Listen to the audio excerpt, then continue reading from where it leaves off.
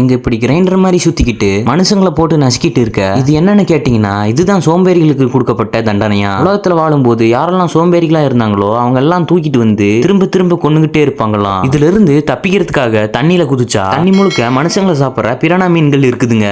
அது அவங்கள கடிச்சே கொன்னுடும். அப்படிதான் ஒரு நாள் ஒரு ஃபயர்மேன் வர்றாரு. அவர் வாழ்நாள்ல பல உயிர்களை காப்பாத்திருக்காரு. அவர் கிட்ட அந்த நரகத்தோட ராணி கேக்குறாங்க, இதெல்லாம் எதுக்கு பண்ணீங்கன்னு. அதுக்கு அவரு பணத்துக்காக தான் பண்ணுன்னு சொல்லிடுறாரு. அதுக்கு அந்த ராணி பயங்கரமா கோவப்பட்டு அவனுக்கு தண்டனை கொடுக்க சொல்லிடுறாங்க. அப்போ ஒரு காவலாளி அவர் காப்பாத்திடுறாரு. அதுக்கப்புறம் அவரோட வாழ்க்கைய மறுபடியும் பார்க்கணும்னு சொல்லிடுறாரு. பார்த்தா இவர் அவர் வாழ்நாள்ல ஏகப்பட்ட வேலையை பார்த்திருக்காரு. ஹோட்டல்ல வேலை பார்க்கறது, டெலிவரி பாயா வேலை பார்க்கறது, பப்ளிக் டாய்லெட்ட கழுவுறது, டிரைவர் வேலை பார்க்கறதுன்னு சொல்லிட்டு வாழ்நாள் ஃபுல்லா வேலையிலேயே கழிச்சிடுறாரு. அவர் கிடைக்கிற கொஞ்ச நேரம் மட்டும்தான் ரெஸ்ட் எடுத்து தூங்கி இருக்காரு. இவர் இதெல்லாம் எதுக்காக பண்ணிருப்பாருன்னா, இவர் அம்மாவோடைய உடல்நலம் ரொம்பவே மோசமா இருந்திருக்கும். அது மட்டும் இல்லாம இவருடைய தம்பிக்கும் காலேஜ் ஃபீஸ் கட்டணும். அதனாலதான் இவர் பணம்னு சொல்லிட்டு இருந்திருப்பாரு. இதெல்லாம் கேட்டுட்டு நரகத்தோட ராணி